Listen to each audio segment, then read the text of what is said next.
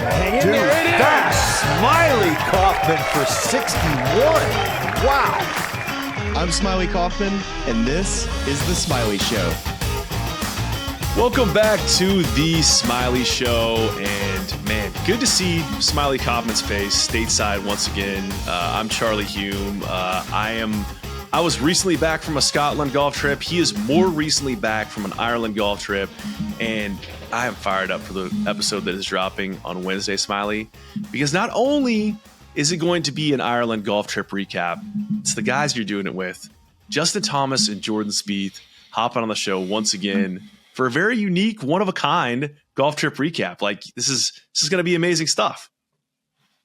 It sure will be. And as it stands right now, it's almost 8 p.m. here Central Time in Birmingham. So the last like 3 nights, I think I've gone to bed at like 7:45. So we're entering the candlelight hours here for me. So bear with me if I just like fall over at 8:30 in the middle of this. But yeah, no, I got some of the boys joining, like you said. JT and Jordan are going to come on, talk a little bit about the trip. But man, it was epic. We had a great time. Ireland weather, from what I was told, could be really poor, but we got like some of the best weather compared to where I was over in Troon the week before.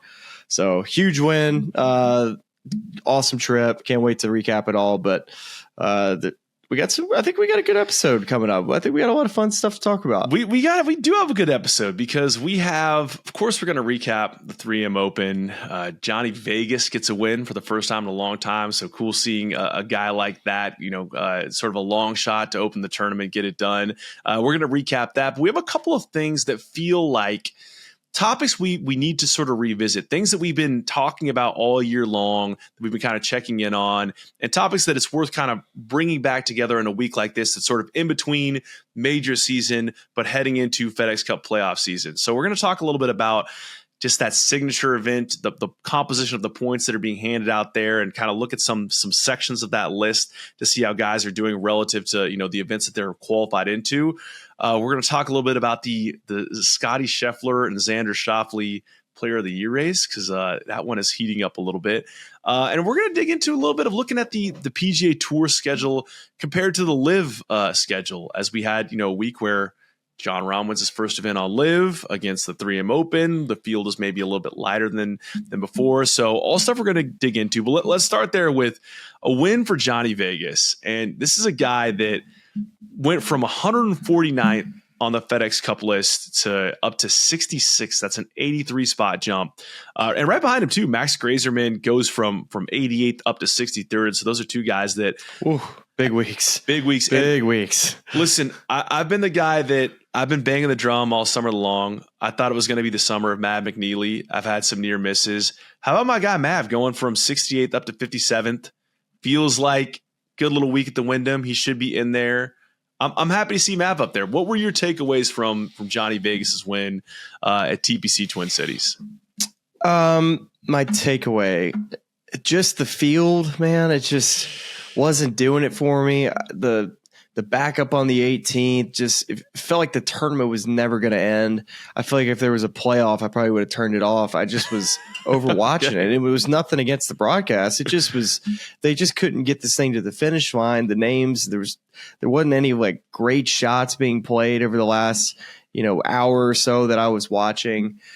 I don't know, man. The field just, right after an Open Championship, it totally was lacking some firepower, which, I think in some of these events like this year, like for instance, like a Honda or a John Deere, Rocket Mortgage, I've found, that I've enjoyed watching those weeks. But for whatever reason this week, I just was not feeling up to it. And I imagine that I'm not the only one though. I how am I going to put this? I don't disagree with you. It was a tough scene looking at some of the names. In fact, this is no better encapsulated than watching the end of this tournament with my wife and son on our couch. And I think we're watching, this is like the 18th hole, Johnny Vegas is on the tee. And she's like, I don't know who any of these guys are. Like, you're not the only one, Amanda. But kind of to your point though, like there have been tournaments we've seen a lot of different ones dating even back to last year. How about a tournament you were at the Sanderson Farms? I guess Ludwig was in the mix there, but just like a ton of guys coming to the finish, many of whom you don't know, but a lot of exciting young players and storylines that could develop and guys you'll end up following down the road where there was some sort of juice there. I think maybe it was just the way that it finished. Like Max Grazerman earned it today. Your shot 8 under par, was right there. Looked like he might get into a playoff. Johnny Vegas scraped his way to a 1 under round today to win by a shot, but we had a lot of big left misses off the tee. It wasn't like one I saw a couple of them. It wasn't. I'd say maybe the most intriguing storyline out of kind of that final group was Matt McNeely. I think at one point it only hit like 7 or 8 greens and was just like scrambling his face off to stay in competition this week. But yeah, I mean, I think that's maybe it's some of these lower profile events you want to see sort of an exciting finish and a guy go out and get it and make a name for himself for the first time.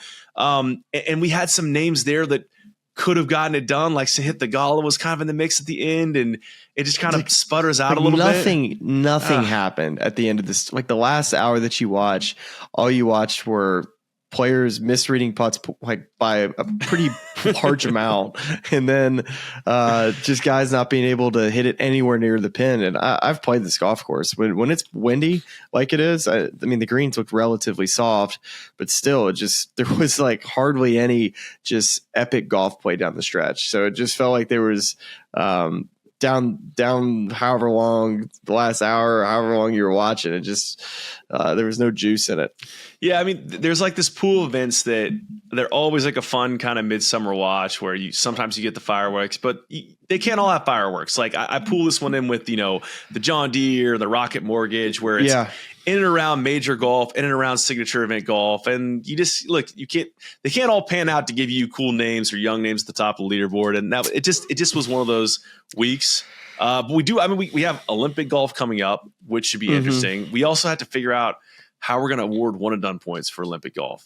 That's like we have to assign points to medals. Is Johnny Vegas playing for Venezuela in that? Like I haven't even looked at the field for that, but as you do a little typing, I'll give my just general thoughts about Johnny Vegas for those that don't know his game, what he's like. Nicest guy in the world. When you meet him in person and you're standing next to him, he's a type of guy that you're like, man, you could have played whatever sport you wanted to play. You could have played rugby. You could have played linebacker. The guy's huge. And I played with him in Columbus one year at the Web.com Tour Championship. And we were paired together. I don't know what round it was, but I remember on the 11th hole, I'm sitting there watching him tee off, and it was the first time I'd played with him. And just the sound that his ball made, and just you could almost hear him pushing off the ground, but his feet were stuck to the ground. You're like, this guy is an epic hitter of the golf ball. And if you go look at his stats throughout his entire career, guy's been just an elite ball striker. Just puts it right down the middle of the fairway, hits it hard. And if anything, if you criticize any part of his game and why he hasn't been more successful, it's been the wedges and putting. That's kind of always been his bugaboo. But he's been a great ball striker, which for the most part, when you look at PGA Tour and guys that have been out there a really long time, most of the time, those are the guys that hit it pretty dang good because most of the time the putters and the really good chippers have bad years. And guess what? When you're hitting it bad, you're going to play your way off the tour. But Johnny Vegas, he's been a mainstay on the PGA Tour. And you look at his stats, like I said, he's 7th this year, strokes gained off the tee. Actually, green and regulation percentage, Charlie, he's number 2. But the one that I thought was the most interesting, which turned out to be the reason why he won the 3M, was the 7-iron he hooks left to the very far left side of the green. And you're like, oh boy, this just seems like 3-putt central. But he's actually leading the tour this year in approach putt distance, like from the hole. Interesting. Yeah. So he's first in that category. So I mean, there you go. The lag that he hit, both he and Grazerman from very similar locations on that 18th green at TPC Twin Cities hit amazing putts to leave themselves. I think Grazerman's might have ended up a little bit closer, but it was a relative gimme for Johnny Vegas to make that birdie and win by a shot. The guy somehow not in the Olympic field. Don't ask me about how I don't know how where the cutoff is on no clue on what nations get a guy or who does it. I don't know if there's a list or how it works, but I feel like I'm just going to see the field next week and be like, oh, okay, this works. I'm looking at the field and there are a lot of names I know, and there are a lot of names where I'm like, I don't think I've ever seen you. How many guys do you think they got? I mean, it looks like it's let's see here. I'm going to guess around 100. That seems about right. Maybe a little bit less than. Yeah. I mean, somewhere in that neighborhood. We'll have to go over that. We'll have to get a full download on we'll Olympic get into golf, that next week. Yeah, but I mean, Johnny, guys, 6'3", 230, turns 40 in a couple weeks here. 6'3", 230. I mean, dude, I'm telling you, when you shake this guy's hand, he's got some mitts on him. It is. Put her there. It is impressive to watch this guy hit the golf ball. But when you look at, did it come out of nowhere? I mean, I think you could have made a case coming into the week if you'd have said, hey, this is going to come out of nowhere, but I actually like Johnny Vegas this week. And you would have said, you know what I like? I like that he's finished top 30 in his last 3 weeks. This is a ball striking golf course. If the wind blows, which it's projected to blow, he's a guy that might be able to hit a lot of fairways, drives it straight, hits all the greens. Now, can he get a hot putter? Seems so that he actually had a nice putting week. So that's why I like Johnny Vegas this week. Charlie, if you'd have said that would have made for one hell of a clip. That would we can backdate that. We'll have Jackson do his magic in Premiere and make us look really, really smart. Boy, do we need a little reverse magic on our one and done picks this week because dude, that's bull crap. What happened to me with Thorne Bjornsson? He shoots 5 under on Thursday. Yeah, and he's in T5, and I was listening to Sirius XM driving down the road, and they were projecting that Friday afternoon the winds were going to be really bad. And I'm like, golly, my guy's teeing off at 2 p.m. shoots 6 over, misses the cut. I'm like, this is bullcrap. And actually, before we hopped on, I wanted to see of the late early wave, which was the better wave, how many of those guys were inside the top 10. And actually, it went to, it went to 11 guys. So 11 guys in the top 10. So there were seven of the 11 were in the late early draw. That's tough scene for our guy Thor. And Johnny Vegas, Max Grazerman, Matt Kuchar, Maverick McNeely, all 4 of those guys are in the late early. Yeah, I mean, look, you hate to say it because those guys all earn their way there, but guys you don't normally see near the top of the leaderboard maybe got a little bit of a boost from the draw this week. So still you need a name? You want to name him? Yes. I'll give it to you. Patrick Fishburne. That's my guy, though. No Patrick Fishburne slander on this pod. Okay, all right. Former you just Corn Tour Pro-Am partner. You just kind of teed me up, man. He teed me up, and I'm a little upset too that Kurt Kitayama was actually a guy I liked this week, and unfortunately, I went to Dublin and I kind of forgot about all the guys I liked that morning. It was just like, who do I like? And so I wish I had probably done a little better for all the viewers, but also Thorne Bjornsson was supposed to win this week. It was supposed to be his week to win. It felt like it. Harry Hall tried to do a little backdoor top 20 situation for me. It felt like he was moving up a little bit on Sunday. Burns eagled 18, didn't he? He had a good week. But I think he doubled or tripled 10. He had a bunch of big numbers out of nowhere. I guarantee if you take his big numbers away, he wins by 4 probably. Oh yeah, no, without a doubt. Yeah, but that's what I told you.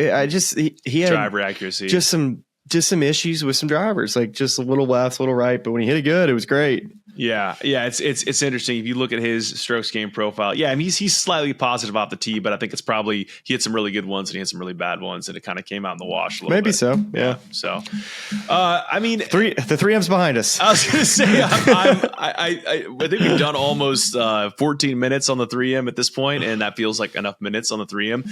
Where I think it makes sense to go next is this is something you and I have been tracking a little bit. Just the obviously this week was not a signature event, but just as we approach, the Wyndham and then of course the FedEx Cup playoffs following that is the signature event category, the guys playing out of that category this year, and how many points they earned in those events relative to the guys in and around them who did not play in the majority of those events unless they played their way in through the Swing 5 category or Next 10 category, or they were a tournament winner, or a number of different ways they could have played their way in without being part of that top 50 list from the 2023 FedEx Cup playoffs. And so the guy that's been sort of our bellwether all year long has been Minwoo Lee, a guy that we want to see playing these events, and who actually did play in one event. He Swing 5'd his way into the Arnold Palmer Invitational, but that was the only one he played in. And so looking at Minwoo, and we got a little spreadsheet here that we pulled up together, and just a couple of guys. I took the 4 guys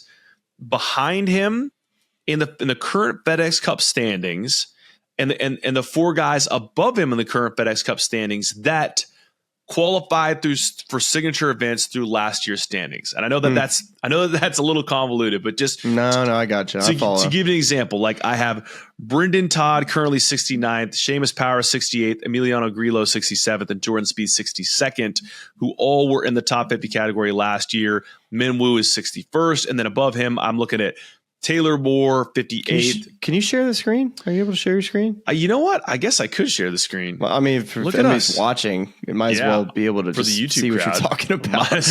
Might as well do it. Yeah. Because I got it pulled up. Yeah. So and then above Minwoo Lee, we have Taylor Moore, Victor Hovland, Eric Cole, and Justin Rose. And Taylor 58th, Victor 55th, Eric 54th, and Justin 52nd.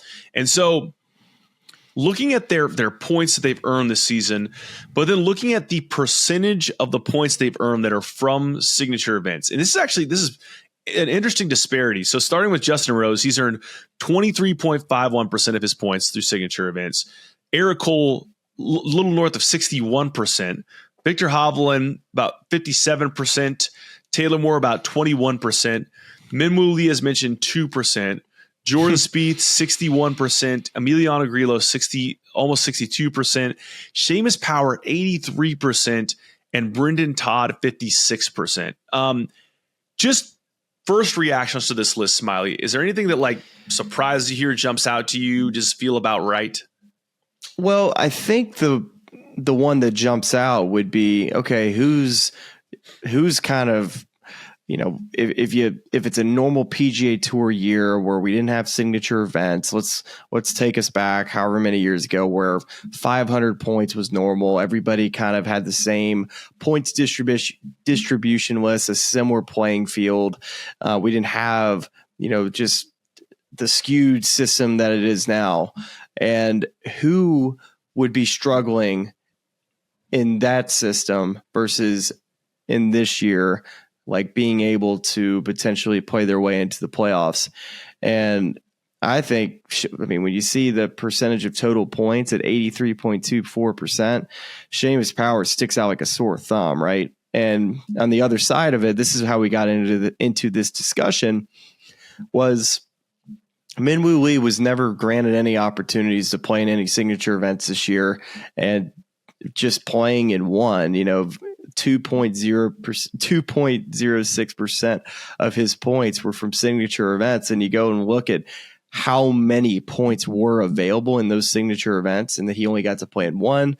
You could always use the thing play better, but also Minwoo to me seems like he's in the category of a guy you want to see this guy in these events. So if you look at a guy and say, hey, you got screwed this year, Minwoo Lee's that guy who's been lucky to be still in the bubble contention to be in the playoffs. You look at Seamus Power, guys that are kind of a little surprising to me. I think Taylor Moore would be a guy. I think he's not played up to his capabilities clearly in signature events. I think we both see his game, and we see a lot of talent and ability, but hasn't been able to quite play up to the standard in which maybe he set for himself, and that maybe we see for him as well. But yeah, I that's what I kind of see. I think Justin Rose, it's a little skewed, obviously, with this as being a PGA Tour list, and we're excluding the majors from the point. So you see Justin Rose only 23%, but really, you could kind of look at Justin Rose and after this season be like, man, what do you remember about Justin Rose this season? It's well, he played amazing at the Open Championship, earned a ton of points for that during for the FedEx Cup. So that's kind of my takeaway. I don't. What else you got? What do you think? Well, so, and I've broken these out kind of page by page for each of these guys we've talking about, and Seamus Power. Let's start with him because this is just so interesting to me. So, 83%, whatever we said, 82% of his points are from signature events, right? But look at his list of finish in these events. So he played in all. Let's see, 1, 2, 3, 4, 5, 6, 7, 8. Signature events he played in. And we're, of course, just so people know as well, for people who aren't watching along on YouTube, we're not including majors. We're not including the Players Championship. These are just strictly the PGA Tour sanctioned events that fall in the signature category. So here are his finishes: Century T50, AT&T Pro-Am T31, Genesis T31, Arnold Palmer Invitational T21, RBC Heritage T12, Wells Fargo T16, Memorial T27, Travelers T20. So this isn't necessarily like an earth-shattering year, right? Like no one's like, I mean, you didn't play bad. His worst finish was tied for 50th. It's a pretty honestly, that's not that bad. It's not it's not that bad. But I guess the question that we'd be asking then is, is not that bad worth 561 points and have you sitting inside the top 70 line and making it into the playoffs? Mm-hmm. I don't know if I'm disclaimer, not a statistician. There are probably a lot of people out there who are a lot smarter than me who are just like yelling at their screen right now, being like, you're so dumb. This is how this thing's supposed to work. But to me, it's, if you look at a guy where he's playing that type of golf and he's earning 82% of his points via these tournaments, I don't know. Like does he deserve to be 68th on that list? Perhaps, but it's a little bit of a head scratcher to me, and so that's on one end of the spectrum. And then if you look at, you mentioned a guy like Taylor Moore. So Taylor Moore has only earned 21% of his points through these events. He's earned 796 points total and 166 through these signature events.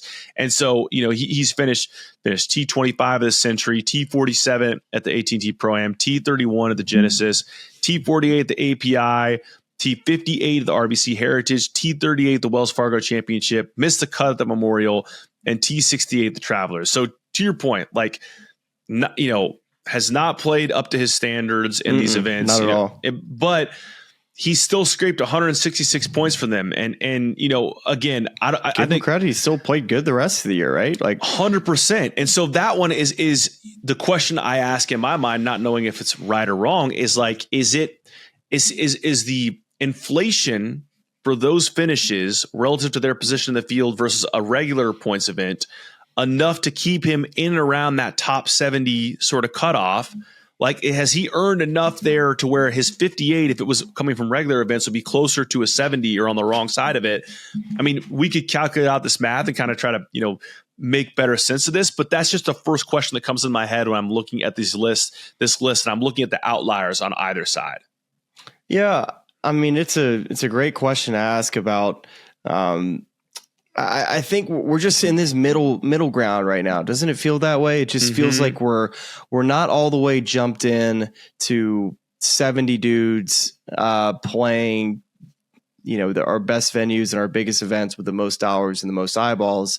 And then we have all these other PGA Tour events, like we just recapped 3M and shoot, like when we look at our numbers for the show, I just don't think people really care quite as much about the events, because all the top guys aren't playing. Now, if we had, a really nice field for some open field events, I think people would really listen and care more because they know the players and they can relate to them because they've watched them for years. So right now, I know I'm not trying to get into a full debate on what they need to do, but it seems like to me that if there's about 10 guys that you can pick out. Minwoo Lee just happens to be one that we picked out. I think you could go and find a handful more where you're like, man, Keith Mitchell, Maverick McNeely, Billy Horschel. These are kind of the group of players that have had really nice years that maybe haven't been getting into signature events, that if they would have been getting into all the signature events, so let's say instead of 70 guys, let's say there's 80 or let's say there's 90. And let's say that's their schedule for the year. That's all they play, just against each other all year. That seems to me the way to go. And then have a bigger Corn Ferry Tour that has, the John Deere type events. And that, to me, it makes it more clear to the players, but also it doesn't confuse the fans either, because they know what they're watching. They can't say and look at names in the leaderboard and be like, wait, that's just not the PGA Tour that I grew up watching, and not knowing leaderboards, right? Yeah, it's an interesting one, because it's like we're evolving this conversation a little bit to kind of reflect on the 3M and I mean, of course there is, a part of this that relates to signature events, but it's almost, I think the thing we've said pretty consistently is you stratified this tour without like telling us you're stratifying it. And of course we can watch and know that it's stratified. Like we can watch the 3M this week and say, that is not like a PGA Tour event. It doesn't feel like it's PGA Tour quality. No. Now, and I think it's fine if it's sold as such. And I get that there are realities of this where it's like, you're not going to, call the good events the signature events, and then call the other ones like these are the bad events. Don't watch them. Like, you have to market the league. You have to do things around this to get people watched. I get that. But I think the thing we're learning through this whole process is, and this is why I give the tour a grace on this for sure, is like, this has to be an information gathering period. There's been a level of disruption in the sport that has created some good things, some cool things. I think that the LIV has played an XFL style role in comparison to the NFL, where it's doing things that are now being adopted and brought to the PGA Tour and making that product better. But part of that process is going to be a little bit of information gathering and trying to figure out, how do we evolve this league to make it more compelling so that it's, whatever the goal is, like just to take it to the next iteration of modernity.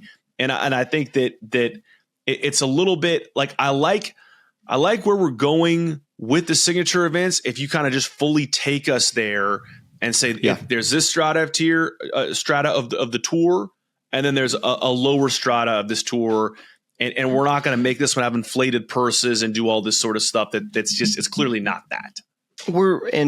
We're fans of golf. We're fans of all the events. I'm not just somebody that only watches. We'll watch it all. The top field events. Like, I love watching. Like, even today, even though I've said it wasn't as interesting, it doesn't mean I didn't love watching it. Totally. I love watching guys' careers change, because I know exactly what it feels like to not be a top player. I've felt it for a minute, but for the most part, I was always for, hey, the more the merrier. So when I was playing, that's where I stood on everything. But the more I've been in the TV side, it's just, the tour can't feel good about where they sit right now with their TV partners, for instance, this week, and go to their sponsors and be, hey, 3M, what's, you paid us $8 million last year, but we actually need to up it to 10. It's like, what? It just doesn't reflect. And unfortunately, they're forced to do it a little bit because of LIV Golf Tour and how much money these players are making, and trying to keep players on the PGA Tour. But, I don't know. You just have to wonder how the guys inside the offices of the PGA Tour are feeling about the events that they've kind of just said, hey, hopefully you get a field. Like, we're going to put you after the Open. Good luck. Well, what's interesting to me on this one is we talked a lot about this, this SSG investment in the tour. And I think at the time, you're getting quotes from guys who are well-spoken and well-thought, like Max Homa, who were talking about, hey, we're going to need to take more risks in making this product something new and unique, and allow more access and get more creative in how we're presenting this thing. I think that's a true statement, but I actually think it applies to not the premier product. Like, I think that if you're talking about any primo sport where you want to see the top of the top play, of course you can dress that up with graphics and do kind of insider coverage and things like that, and people are going to eat that type of stuff up. It's going to rate well. But I think that by and large, if you're like, hey, we're getting the band back together It's going to be all the elite guys from LIV. It's going to be the best from the PGA Tour. They're going to come together. There's going to be the majors, and there's going to be X amount of these other Platinum Tour events. Like, people are pretty much going to sign up to watch that regardless. I think you could get really creative with the second tier tour of just look around you and look at the audiences, the demographics, the way they're consuming golf now, the way that's changed. And like YouTube content creators, like I think we saw it almost on the other side of it where they had those guys play in that qualifier to play into the Myrtle Beach event, right? Like, I think it's flipped. Like, I would try to be presenting some of these lower tours closer to the way people consume YouTube golf. Now, it's easy for me to just throw that idea out and not, have step-by-step execution of what that looks like. But I think that could be an information gathering process too, of like, let's find a way to get creative with how we're attracting new audiences and catering to people and the way those things get sold and things like that, because that's where I think you can cater to the hardos like us, the sickos that are just like, let me watch live golf and I don't care, I'm going to be interested in basically all of it, but also like a newer sort of fan, attracting new eyeballs and getting people interested in this game from a different sort of level. That's where I'd be really intrigued of, revolutionizing whatever that media product looks like. Yeah, totally. And I think the biggest issue you're going to run into is like if it's a relegation type system, which we've always had, which is shuffling of cards year in, year out, competing for a limited amount of cards. So let's say you cut it to 80 or 90 cards, how many cards are you saying are safe? If you're saying 70 cards are safe and 20 guys got to go down a tour, 20 cards for the rest of professional golf is not many cards, right? Like we're talking about, we're shrinking from 125 down to 70, which is a very big jump as far as just how many good golfers there are in the world right now compared to, let's say it was a couple decades ago, is probably, just the talent pool is just shrinking as far as just how good everybody really is. It just is getting tougher and tougher because I think that TV players are realizing that, hey, we have a rival tour. We can't just roll out the same product and expect that not changing is going to help. So all going to be interesting. I hope they make big radical changes versus just rolling out a similar method that they've had over how many years, which is just, I don't know. I'm a big fan of going to good venues, going to big cities, going where the juice is. Let's not overthink it. It's not that difficult. I think you make a good point there too of like, I think it's very easy to critique without offering suggestions.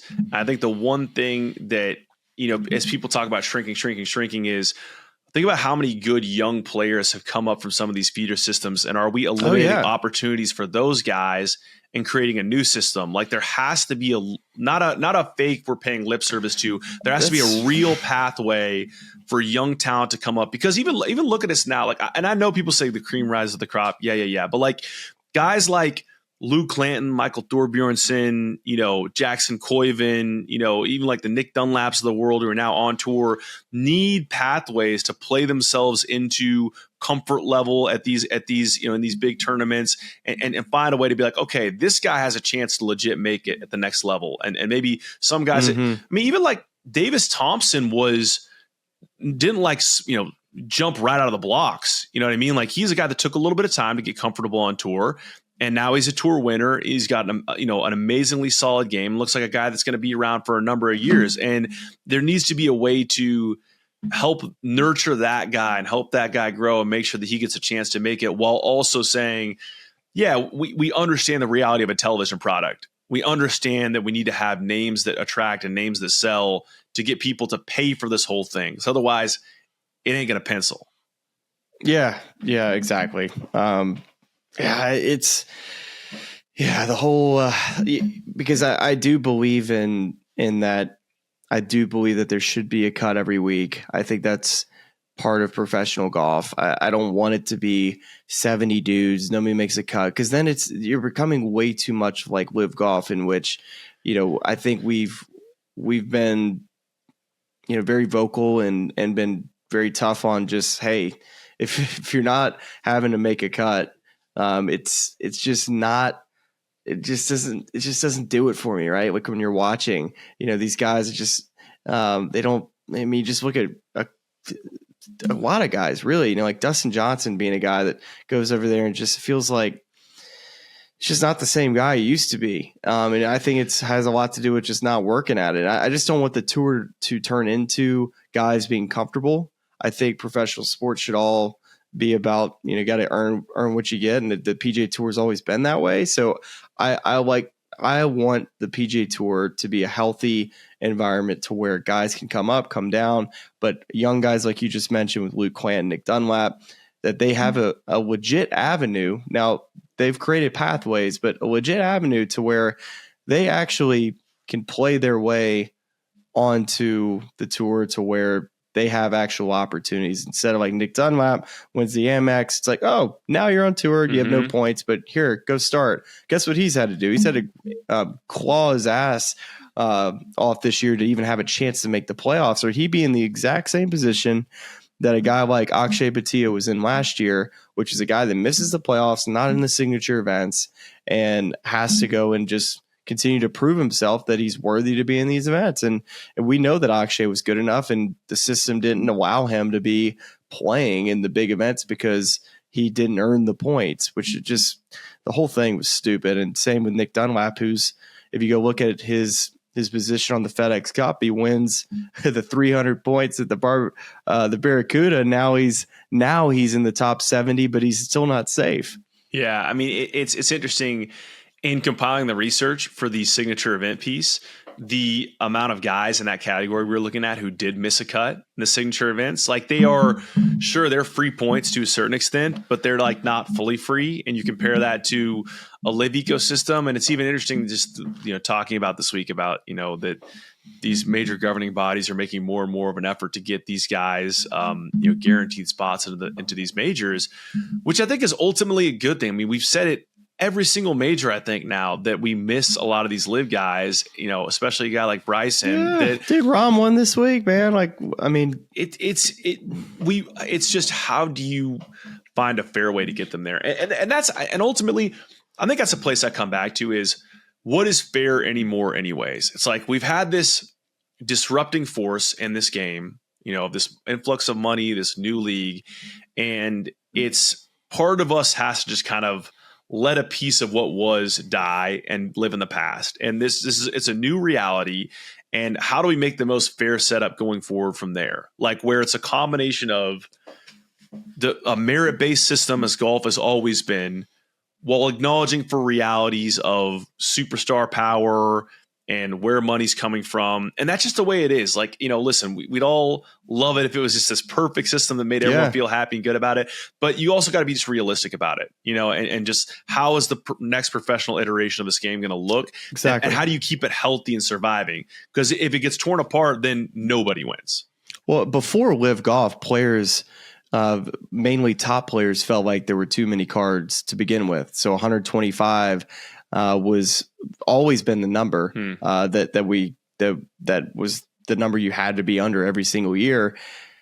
And players still felt like that was too much. They felt like 100 was a better number. And this is before LIV Golf. So they take, 40 some players. Now it really should be a little tighter, and which is why we're at 70 to make the playoffs, which makes sense. But we go and play this FedEx Cup fall, and if you stay inside the 125, you still keep your card. It's just there's too many cards. The system in the fall makes zero sense to me. I have to understand it, but it doesn't mean it makes sense. I feel like the season should be over at the Tour Championship, and then those who did make it are secure for next year, but those that didn't, they start their journey, the FedEx Cup, in January, where they either are on the PGA Tour or they're on the Korn Ferry Tour. And it just seems way simpler to me that way. Yeah, I mean, I'll say this, and you might have additional thoughts, but for me, this is kind of where I arrive on this whole thing is, there are parts of it that don't make sense to me. There are definitely parts of it where I feel like It's Always Sunny Charlie Day meme where I've got like all the yarn behind me and I'm trying to like connect what the Aeon Swing 5, how that, connects to this, just in this category, like what, what's going on here. But with that said, I get that we're still information gathering, like maybe happening at a slower rate than we would all prefer and like. And that's probably the tour included. And you said this all along, and I'm the same place as you. Is like, I really hope we see something soon, like 2025, that is a legit, like we've taken all that testing and this is the new program and we really feel good about this. It starts with this list, right? It starts with the FedEx Cup. That eligibility to me is one of the biggest things of how many guys play an event, how many cards are available. The schedule for the year, I don't think you're going to see a huge blow ups in that. Like, I don't think we're going to see on the schedule in 2025, like Pine Valley, or Cypress Point, right? Like I like that. Listen, would be sick. That's the blow up we all want. But I think if you get the eligibility right, if you get how many players are playing in the signature event correct, and then you also somehow mix in 2 or 3 more locations in the country that we're missing, like just ones that bring the juice. Chicago, New York, LA, I mean, Boston, these are all just huge markets. And then look where LIV has been able to capitalize. Nashville was a huge hit. Now, is there a golf course there in Nashville that's PGA Tour worthy? Maybe there isn't. Austin, that's been a great event for years that unfortunately we left that town. So there's just these amazing cities that love to watch golf that I feel like are really poor about going to not very fun places at times where you're just lacking. Even though there is a little bit of juice on a Sunday, it's still not the same as going to a Phoenix or Scottsdale, which is one of our best events of the year. That we need more events, not necessarily like Scottsdale, but in that avenue of that demographic and crowd showing up and realizing that, hey, we're out here to have a good time. Let's round up all the LIV charters and we're flying everybody to Mullen, Nebraska for the Smylie Show Classic at Sand Hills. Exactly, in the middle of nowhere.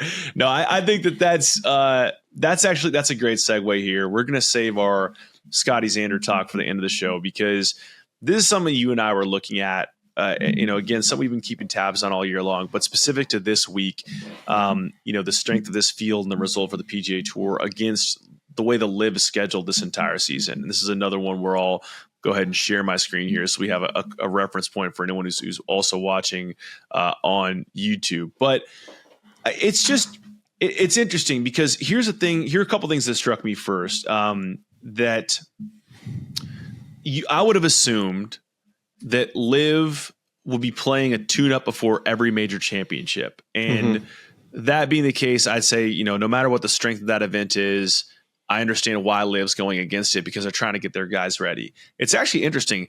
They did not do a tune-up for the PGA Championship this year, and there is a rumored schedule floating around for LIV next year, and the same thing holds. For whatever reason, they've decided that May stretch is just a soft spot that they don't really want to go for.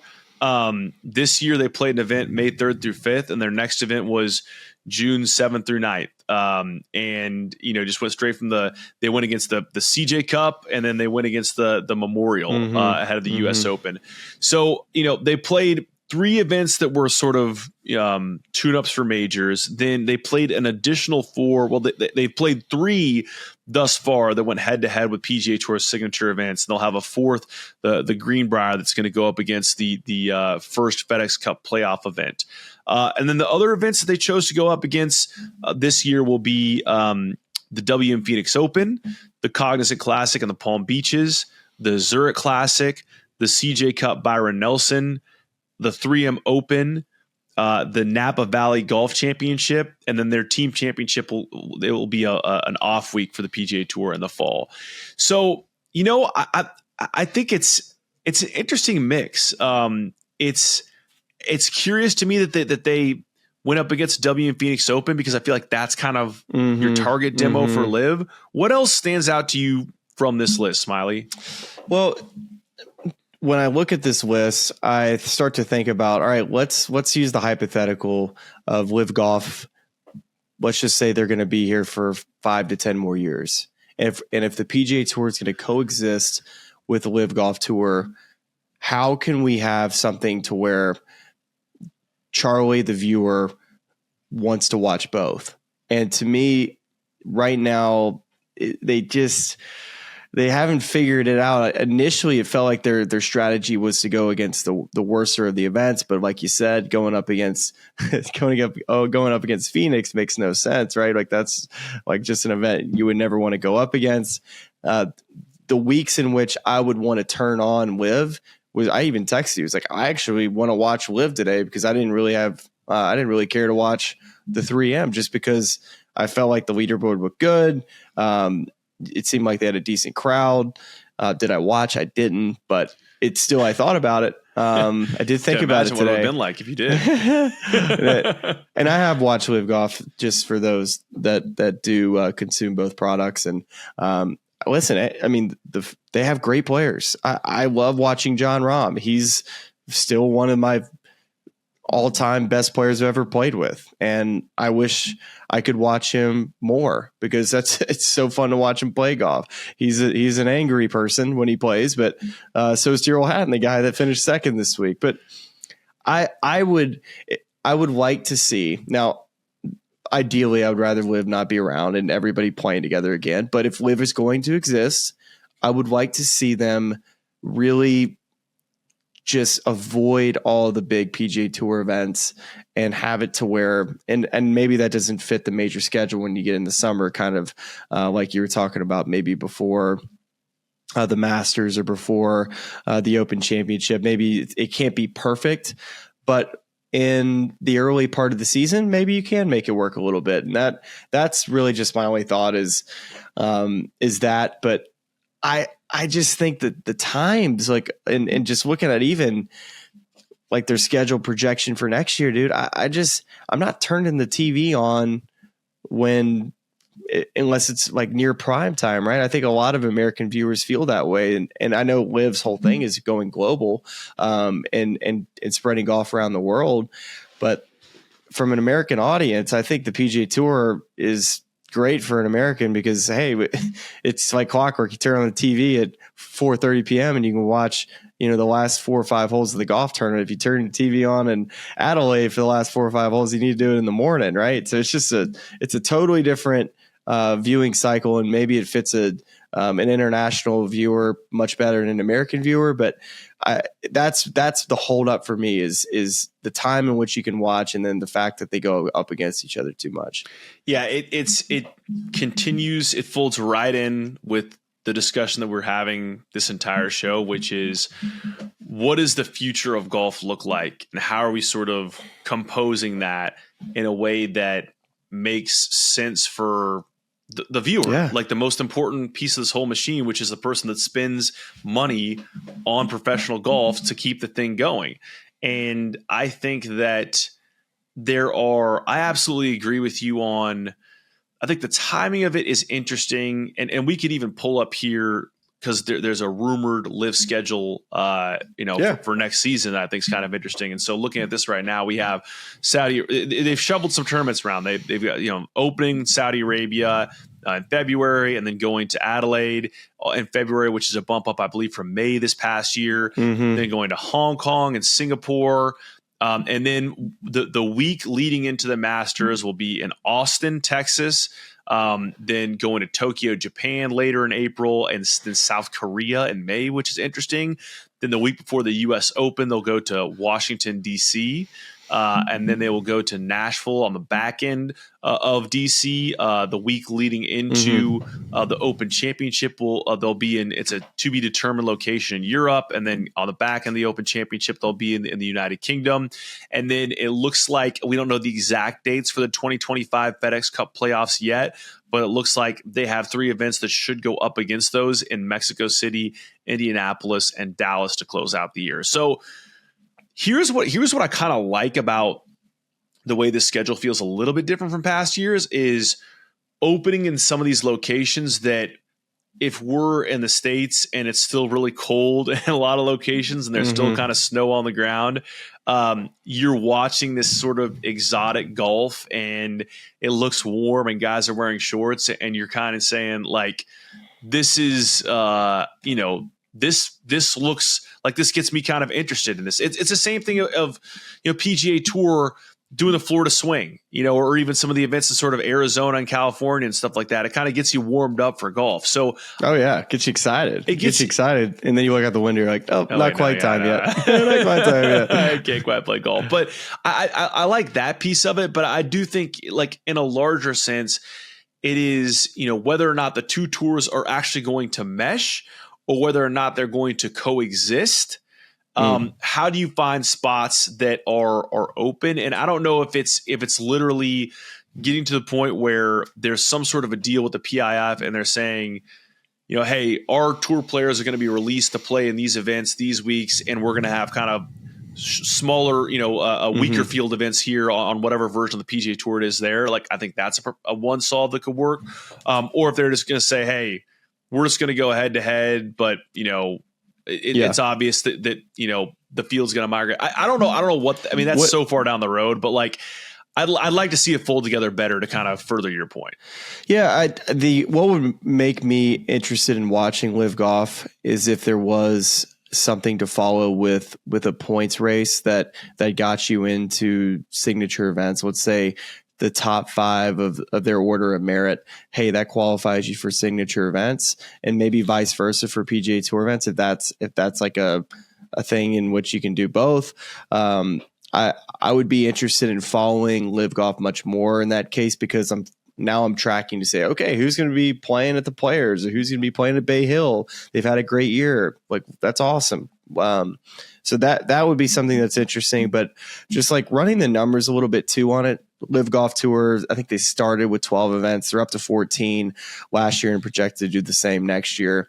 And if you kind of look at just the general calendar of maybe how many events PGA Tour top players would want to play, let's put that number at, right now there's 8 signature events. Is that correct? Correct. Yes. Plus the majors. Plus tour. Players Championship. I'm sorry. Yeah. Let's say there's a PGA Tour schedule that has 12 to 16 events, and let's use 14 as a base number, because that's easy, because that's what LIV is doing. So now we're talking about 28 weeks. And we're talking about 4 majors. So we're at 32 total available weeks of golf. Now, there's got to be a way to make all of that work, because we're talking about 52 weeks in the year. So we got 20 extra weeks in which you can kind of, not compete with football, but also you can mesh maybe 1 or 2 here and there in the fall. But I just think there's a world in which it works. I think if you had a smaller PGA Tour deal, but I know these top guys played, oh gosh, how many events did they play? Probably closer to 20 is probably about right. So 14's on the low side. So you're going to have some tough crossovers like we kind of just talked about, where, hey, you just can't do anything about the week before a major. I mean, you're going to have guys playing that week, and you're just going to have to pick and choose which one you watch. But maybe there's a way in which both coexist. I think it starts with the PGA Tour looking internally. It's like, let's get the best product that we can possibly do, get the best players playing, where guys turn on the leaderboard. It's like, boom, that's the leaderboard. We got it. And I think the tour needs to focus on that, get the eligibility right, get the amount of players right, and then get the locations right. Because that's the one thing I will commend LIV Golf schedule on in the States. They've nailed where they've gone. They really have, to a degree, maybe not quite as much Greenbrier. That's not quite as poppy as Nashville or Austin or DC. That's potentially going there, but they've gone to Chicago, they've gone to Boston. So commend them on going to the big cities where the action is. I mean, here's where, again, my content brain wheels start to spin a little bit, is like, because just as you're laying that out there, you're like, okay, we have 20 free weeks of the year. Like, I would go so far as to be like, it's not football season. Yeah. Well, that's football season also. But even like for golf, for people who are always consuming golf content, like I know I am, and like I know many of my friends are, it's like, let's go send some cameras, like rotate, pick a new guy, a new handful of guys every couple of weeks. So they're not doing it all the time. And let's have like a YouTube series where everyone's mic'd up for a money game, like something that's more authentic than the match and less produced than a match. Like I want you to take the production value of like a Good or a Bob Does Sports, and I want to just mic these guys up at their home club and just let it rip and just see what that does. Try to sell ads against that. Try, see if that all of a sudden opens you up to a whole new lane of viewers, on YouTube or somewhere else or on socials that grows a different type of interest. Because I mean, if you're telling me that you're shrinking this thing, by 60%, whatever, there's like there are 40% less events out there, there are half as many events out there. Well, I know for sure I'm absolutely going to be tuning in to those events, and I know the best players are going to be there. So those are going to be the marquee events. It gets you excited to watch golf, gets right? you so excited because you're like, yeah, we can't miss this week. And then in the interim, it's like you're trying to prep for some sort of deal, and it's like, oh yeah, we've got Scottie Scheffler and Jordan Spieth playing Austin Golf Club for high stakes, and you got Bob Does Sports and Fat Perez out there commentating on the thing. And it's a nice hang. It's like a 2-part series.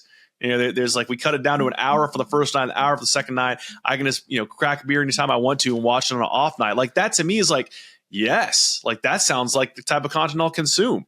I'm disappointed in you. Why? Because I just lost a job opportunity. I mean, I could have been commentating at Austin Country Club, and you threw Bob Does Sports and Fat Perez out there, man. I could have been holding the mic. Because we're going to be playing in this. It's going to be you and I as a content unit. We're gonna like, what the hell, man? You just gave somebody a job right in front of me. We're gonna have jobs, dude. I'm creating the ecosystem. We will have jobs. All right, we're gonna have big corner offices in Just felt like a gazelle. No. Listen, I'll take care of you. Eaten alive by Fat Perez right here on live on the air, and I love Fat Perez. I'd love to listen to FP, but we'll get you on. That was tough. We'll get you broadcasting jobs. There are a whole litany of jobs I have earmarked for you, Smylie. Don't you worry. You'll be taken care of well in this new ecosystem. I gotta, as we wrap up the LIV thing, I gotta once again give a shout out to our guy Sean Laurie, who just every week he's got a new stat packet ready for me. Oh yeah, what has he got this week? What stands out? So here's your trivia question for the week. Ooh, okay. What do you think Richard Bland's lifetime earnings are on LIV? Oh man. I'm going to guess that he's made $20 million. Oh, wow. You guessed high. Everyone's hot on Richard Bland now. $13 million all time. He's never, 13. But he's only played 31 events and he's never finished worse than 40th. So that was maybe a bad trivia. It is the summer of Richard Bland after all, winning all. Has he got any other ones? Any other good questions? He has. Well, how about this one? So, you gonna ask it to me? Or you gonna tell it to me? Well, what I'm going to tell you, I'm going to tell you one piece, and I'm going to ask you a piece of trivia about one of these players. So, okay, there are a couple things going on here. Some moves that are happening. Harold Varner looks like he finished top 20 this week. It looks like he's earned himself an open spot for 2025. On the other side of that is, what do you mean? Like he's earned his, like, even if he's not staying with his team, he's playing the league next year. It looks like this might have locked it up for him. Is there a certain number that you can get to that there's like a whole relegation section? There are guys that, happened last year to a certain set of guys. So it looks like Pat Perez and Brandon Grace are gonna be relegated. So Pat Perez, how much money do you think Pat Perez has made all time on this tournament? Well, is the team included in that? It's not clarified in Sean's note. I'd have to assume so, but that number is so. I mean, the Aces have been, like, for the first 2 years, they were the team to beat. I can't even give you a number because they're so different, with how much you make in the team. Just take a flyer guess. How much do you think Pat's And unfortunately, I think the Cleeks team is included in the Richard Bland number because they probably haven't made. You should have factored that in. They probably had made a lot of money. All right, so I'm going to go. I mean, he's probably made. Oh gosh, he's probably made $22 million. Wow, high again. Really? He's 18th all time on the money list. That is $17.2 million. That's pretty good getting. That's a lot of money. It's a lot of cash. So listen, thanks to Sean. Sean and I might tee it up soon. Sean's a local in the triangle here. So perfect. Looking forward to that. All right. So here's the place where we'll finish the show, Smylie. And, we're almost an hour in here. So we'll keep this relatively brief, but some of you and I have been kicking around here, and I'm going to share my screen one final time. The player of the year debate, Scottie Scheffler, Xander Schauffele. I mean, I think it, just even a few weeks ago, it would have been absurd to suggest anybody other than Scottie Scheffler winning this thing. But I think there's an argument to be made. I think if I was in the court of law and I was on the stand and I'm presenting a case for Xander Schauffele, it's going to be contingent on future events. Like, yes, I think that Xander is the East Lake Whisperer. So I think that we have to factor in what's going to happen the rest of the year. But do you think this thing is close right now? Like, we're looking at some stats here. What's popping for you? 6 wins is currently popping. Yes, that is good. 4 signature event wins, that's popping. 2 majors means a lot, though. That honestly counts for, you could double the wins on that. So count them as 2.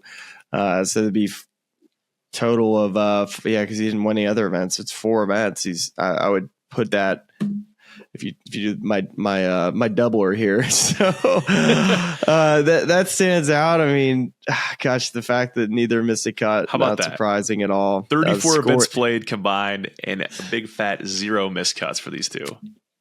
I mean, stats, we all know how good that they're great at everything. The putting stats for Scottie. I mean, there's nothing that we didn't learn looking at this besides that.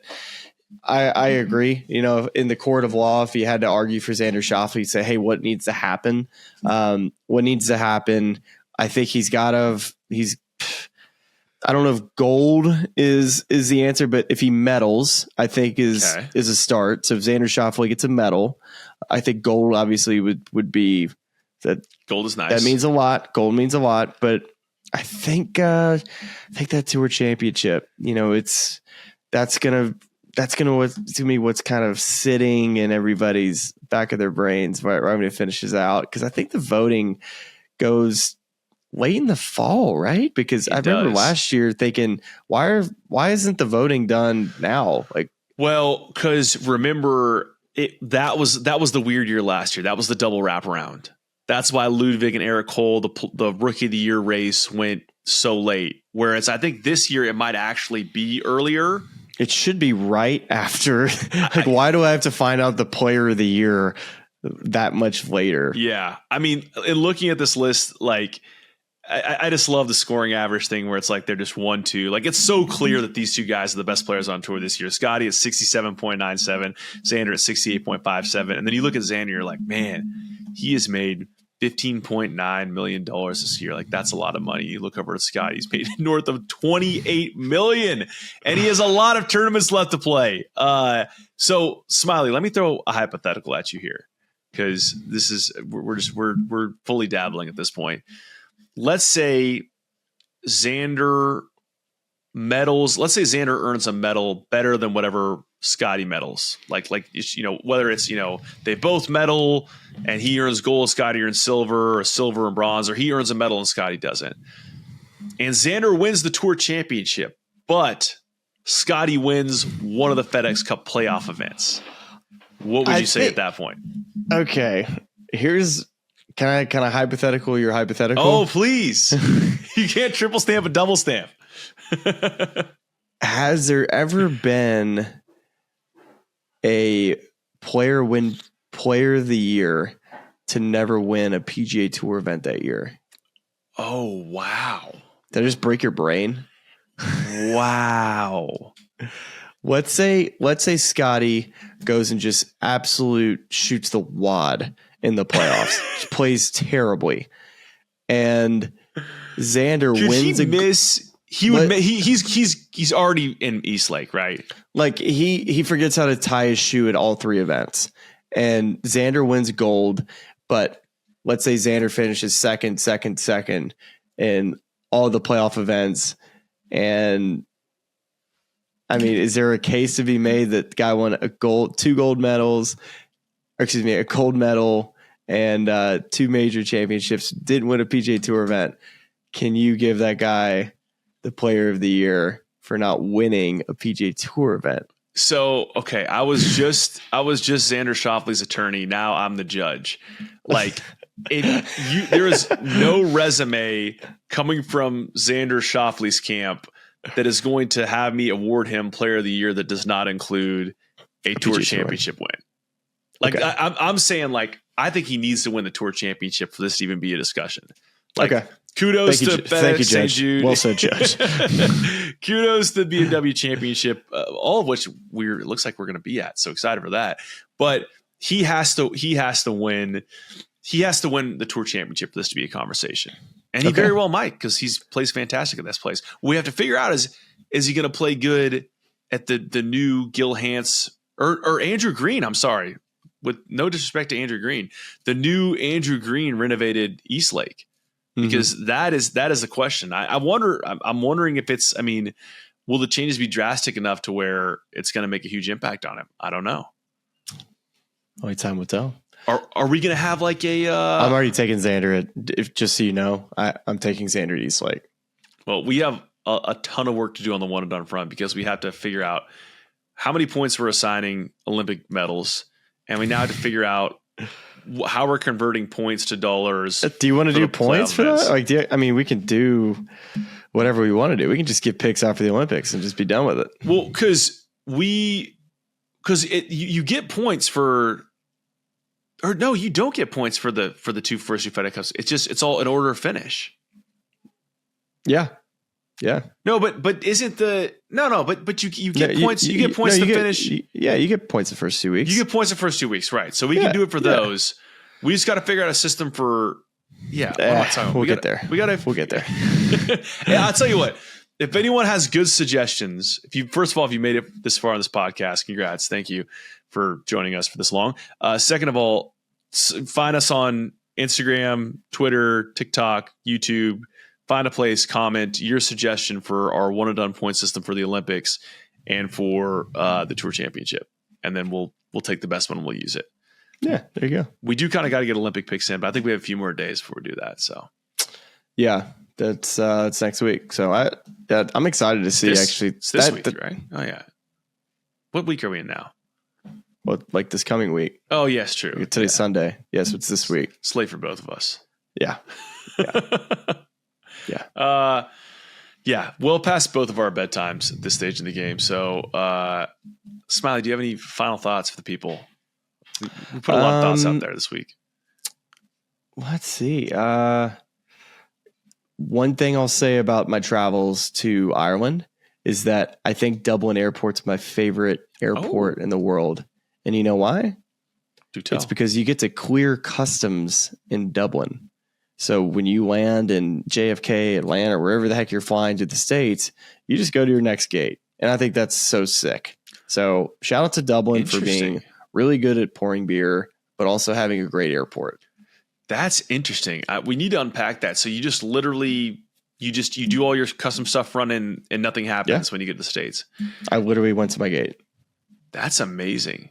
It was awesome. Amazing. I got to say, like, customs has gotten lax in recent years. I was stunned. I was stunned at the processes coming back from Scotland. JT had global entry, and we were just like, "Oh God, I got to get global entry." We're talking about me and Jill were talking about just like, man, we're going to be in line, this and that, because we were thinking we still had to do it in the States, and then we get there and we go in just like this lane, and then JT goes in the global entry, and then Jill and I both beat him like through. I was like, sucker. That was the easiest thing ever. So shout out Dublin Airport. That's makes you another reason to go back, because you don't have to deal with it. Like, it just didn't feel like international travel. I love that. I was in JT's position in a similar way, because I did that thing where you get like the double up. You get TSA and global entry at the same time for a slightly increased price. So I was telling my dad in the whole lead up to Scotland, Dad, you got to do this. You got to do this. And then he didn't get it. I'm like, Dad, it's going to be really tough. You're going to be holding us up here. And then we got there and like, there was just no line. Oh, okay. Well, I guess that was not a great tip. So but when you need it, like when there's that one time you need it, and man, it's nice to have. Yeah. Yeah. Well, there you go. That's a little teaser. As mentioned off the top of the episode, do not miss the second episode of this week. Smylie Kaufman alongside Justin Thomas and Jordan Spieth recapping an Ireland golf trip. That's just about as good as it gets. So look forward to that and appreciate you sticking with us, watching, listening to this whole thing tonight. And yeah, we'll be back here to talk to you very soon. I listen to this podcast. It's really cool. And all of our lovely fans and subscribers, but make sure you like and subscribe. It's cool to see what you guys are doing. I know golf fans appreciate it, but we do too. So please keep it up. For all the good people of YouTube, like and subscribe. You guys have some good takes, so I'm happy to come on and shoot the